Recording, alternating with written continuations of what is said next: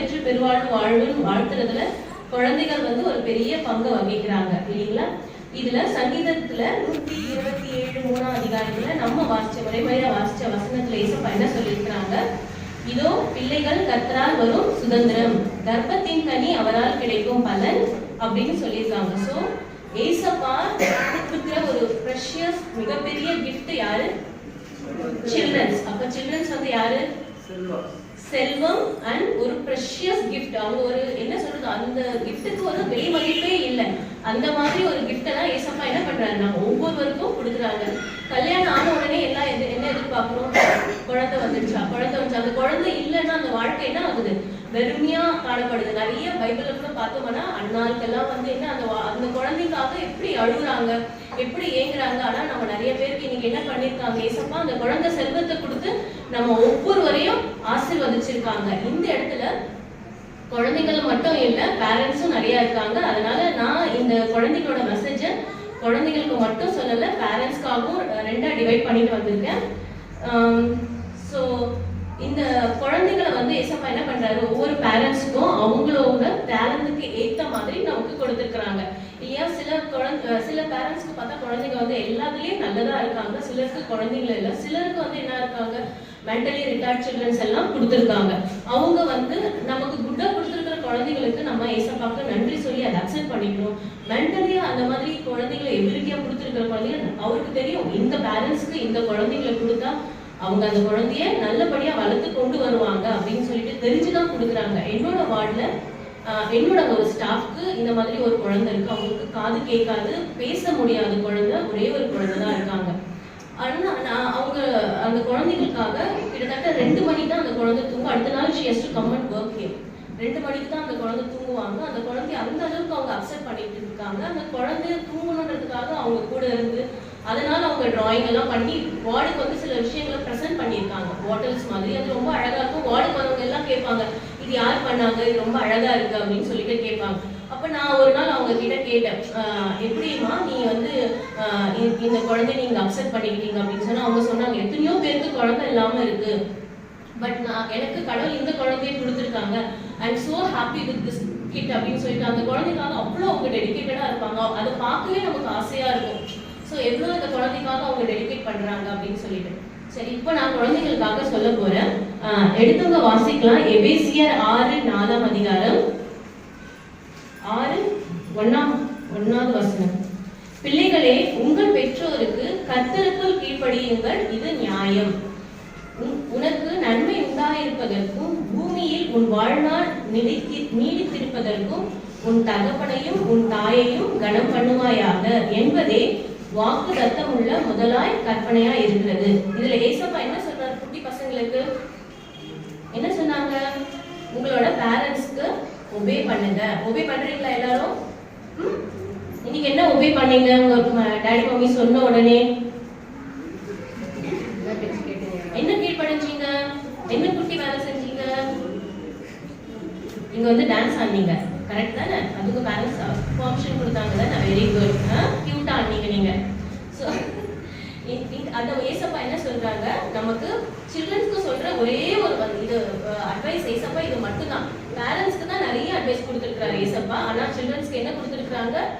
பிள்ளைகளே, உங்கள் பெற்றோருக்கு கீழ்ப்படியுங்கள், இது நியாயம். நம்ம இந்த வேர்ல்டுல ஹெல்த்தியாகவும் சரி வெல்த்தாகவும் வாழணும் அப்படின்னு சொன்னா நம்ம குட்டி பசங்க செய்ய வேண்டிய ஒரே ஒரு காரியம், நம்ம பேரண்ட்ஸ் என்ன சொல்றாங்களோ அதுக்கு நம்ம ஒபே பண்ணணும். ஏசப்பாவுக்கு அடுத்தபடியா நமக்கு நம்மளோட பேரண்ட்ஸை மட்டும்தான் ஏசப்பா என்ன பண்ணியிருக்காங்க, இதை கொடுத்துருக்காங்க. அவங்க ஏசப்பா வந்து நம்ம கூட டைரக்ட் கான்டாக்ட் இல்லை, அதுக்காக பதிலா ஏசப்பா ஒவ்வொரு பேரண்ட்ஸும் நமக்கு கொடுத்துருக்காங்க. அவங்க என்ன பண்றாங்க, ஏசப்பா போலவே நம்மள மேல அக்கறை வச்சு நம்மள பாதுகாத்து நம்மளுக்கு என்னென்ன வேண்டுமோ அதெல்லாம் செய்யறாங்க. அப்படிதானே? பேரண்ட்ஸ் தானே நமக்கு இம்பார்ட்டன்ட். அப்போ பேரண்ட்ஸ் சொல்றது எல்லாமே நம்ம என்ன பண்ணணும், கண்டிப்பா செய்யணும். நமக்கு சின்ன சின்ன விஷயங்கள் இப்பொழுதுக்கு என்னவா இருக்கலாம், நம்மளுக்கு பிடிக்காம இருக்கலாம். மொபைல் பார்க்காத அப்படின்னு சொன்னாவே என்ன பண்றோம், நம்ம டென்ஷன் ஆகும். அந்த மொபைல் பார்க்க கூடாதுன்றதுக்கு காரணங்கள் நிறைய இருக்கு. அதனாலதான் பேரண்ட்ஸ் வந்து என்ன சொல்றாங்க, மொபைல் பார்க்க கூடாதுன்னு சொல்றாங்க. அது மட்டும் இல்ல, வீட்டுக்கு வர கெஸ்ட் யாரா இருந்தாலும் சரி, அவங்களுக்கு என்ன பண்ணணும், பெரியவங்களா இருந்தாலும் சின்ன குழந்தைங்க என்ன பண்ணணும், அவங்களுக்கு ரெஸ்பெக்ட் கொடுக்கணும். சரியா? யாரு தெரிஞ்சவங்களா இருந்தாலும் சரி தெரியாதவங்களா இருந்தாலும் சரி அவங்களுக்கு ஃபர்ஸ்ட் என்ன பண்ணணும், கர்த்தருக்கு ஸ்தோத்திரம், பிரைஸ் தி லார்ட் சொல்லிட்டு அதுக்கப்புறம் தான் மற்ற கான்வர்சேஷன்ஸை நம்ம இது பண்ணணும். எந்த ஒரு உதவினாலையும் பிள்ளைகள் வந்து மற்றவங்களுக்கு ரெஸ்பெக்ட் கொடுக்கறதும் சரி, உதவி செய்யறதும் பிள்ளைகளுடைய அடுத்த இம்பார்ட்டன்ட் ரெஸ்பான்சிபிலிட்டி. சரியா? உங்களுக்கு 3 விஷயங்கள் என்ன சொன்னேன் நான் இன்னைக்கு? பேரண்ட்ஸ்க்கு ஒபே பண்ணணும், எல்டர்ஸ்க்கு ரெஸ்பெக்ட் கொடுக்கணும், இன்னொன்னு ஹெல்ப் பண்ணணும். சரியா? எல்டர்ஸ்க்கும் சரி எல்லாருக்கும் சரி ஹெல்ப் பண்ணணும். இந்த சின்ன குட்டி பிள்ளைகள் வந்து ஏசப்பாவோட பார்வையில ரொம்ப ரொம்ப ஸ்பெஷல் ஆனவங்க.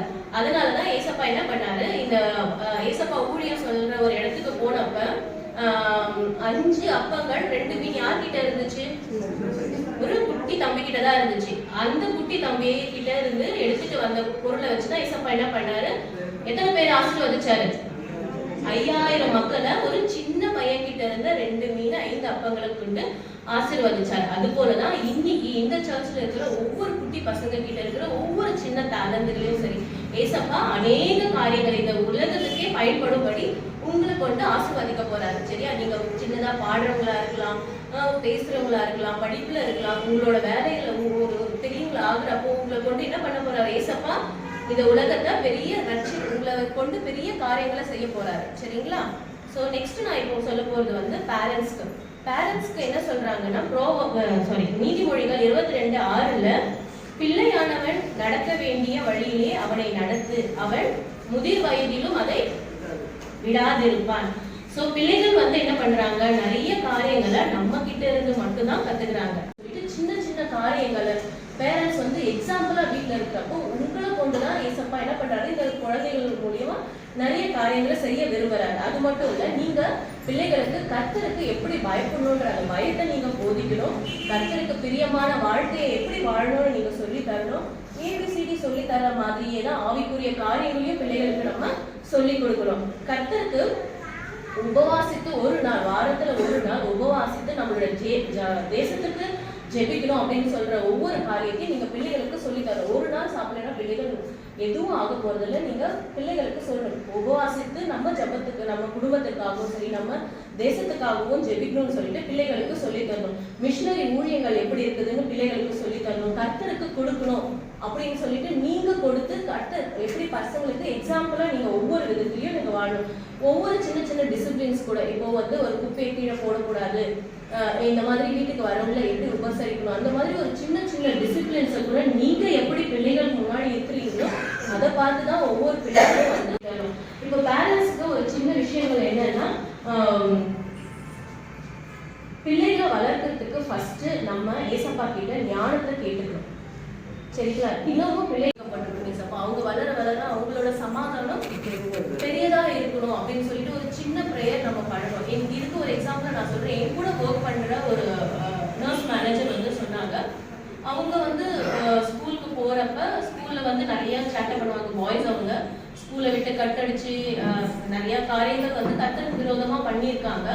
ஆனா அவங்களோட பேரண்ட்ஸ் வந்து ஏசப்பாவுக்குரிய நல்ல ஒரு ஃபெய்த்ஃபுல்லான பேரண்ட்ஸ். அவங்க ஒரு நாள் சொன்னாங்க என்கிட்ட, இந்த மாதிரி அந்த காலத்துல அப்போ பார்த்தவங்க எல்லாம் எங்களை வந்து இவங்க வந்து ஒரு பாஸ்டரோட ஒரு ஃபெய்த்ஃபுல்லான பேரண்ட்ஸோட பசங்க, பட் இவங்க இப்போ இப்படி எழுதிக்கிறாங்க அப்படின்னு சொல்லிட்டு அன்னைக்கு எங்களை பார்த்தவங்க எல்லாம் இன்னைக்கு எங்களை வந்து தலை நிமிர்ந்து பாக்குறாங்க. ஹவு தே ஆர், இப்போ எப்படி இருக்காங்க இவங்க அப்படின்னு சொல்லிட்டு. அதுக்கெல்லாம் காரணம் வந்து என்னோட பேரண்ட்ஸோட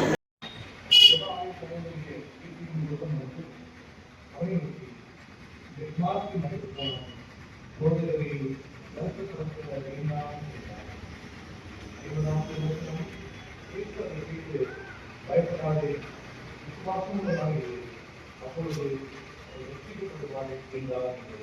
வாசிக்கப்பட வேண்டிய லட்சுமி